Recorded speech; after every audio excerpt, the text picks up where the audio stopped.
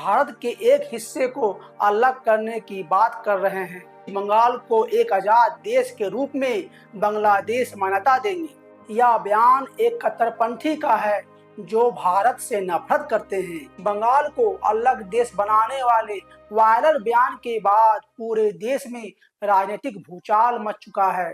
ये video clip को ध्यान से सुने। বিজাতীয় দিল্লির শাসনকে প্রত্যাখ্যান করুন এবং পশ্চিম বাংলাকে স্বাধীন রাষ্ট্র ঘোষণা দিন। यह कोई साधारण बात नहीं है, बल्कि राष्ट्रीय सुरक्षा के खिलाफ खतरा है।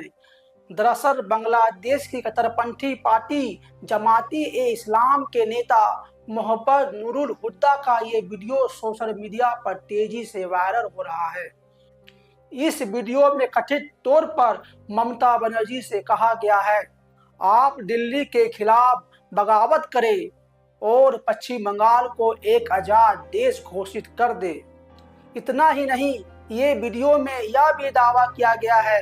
इस वीडियो को आप ध्यान से सुने दोस्तों। আমরা 17 কোটি মানুষ আপনাদের সহযোগিতা দেব, সমর্থন দেব, সার্বিক সহযোগিতা দেব। इस वीडियो के अनुसार अगर ऐसा होता है तो बांग्लादेश के 17 करोड़ मुस्लिम लोग उनके साथ खड़े होंगे और पश्चिम बंगाल को एक आजाद देश के रूप में बांग्लादेश मान्यता देंगे। यही वजह है कि इस बयान के बाद पश्चिम बंगाल की राजनीतिक अचानक गर्मा गई। कट्टरपंथी को लगता है कि भारत के लोग कमजोर है, यदि भारत चाह लिया तो एक दिन में बांग्लादेश पर कब्जा कर सकता है। भारत के पास इतना ताकत है, लेकिन ये बांग्लादेशी कट्टरपंथी ये भूल जाते हैं। आप ही डिसाइड कीजिए दोस्तों, एक गरीब देश के कट्टरपंथी नेता को भारत के प्रति इतना नफरत क्यों भरा है? वह भूल गया है कि 1971 में भारत ने बांग्लादेश की हेल्प की थी, तभी जाकर नया देश बांग्लादेश का उदय हुआ और वहां के कट्टरपंथी संगठन भारत के एक हिस्से को अलग करने की बात कर रहे हैं। लेकिन आखिर ऐसा बयान क्यों आया? ये बयान जुड़ी है 2026 के बंगाल चुनाव से।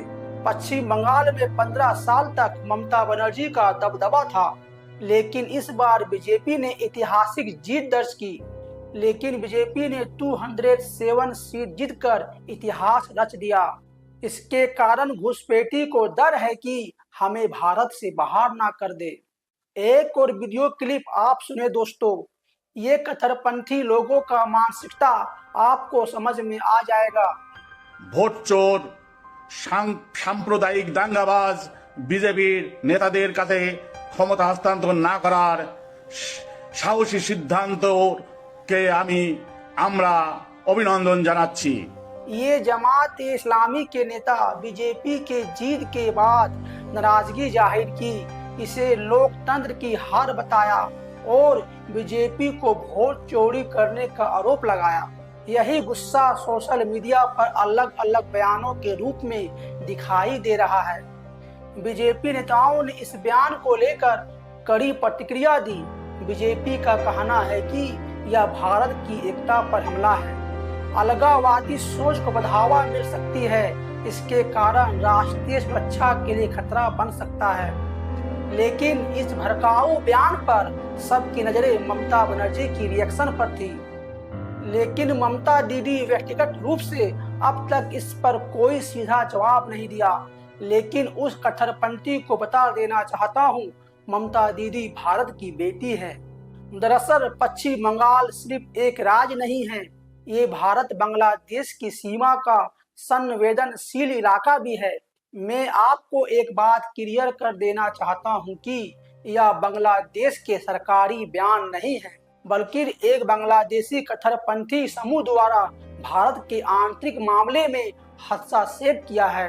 क्या आपको लगता है कि ऐसी विदेशी कट्टरपंथी बयानों पर भारत सरकार को और कड़ा कदम उठाना चाहिए?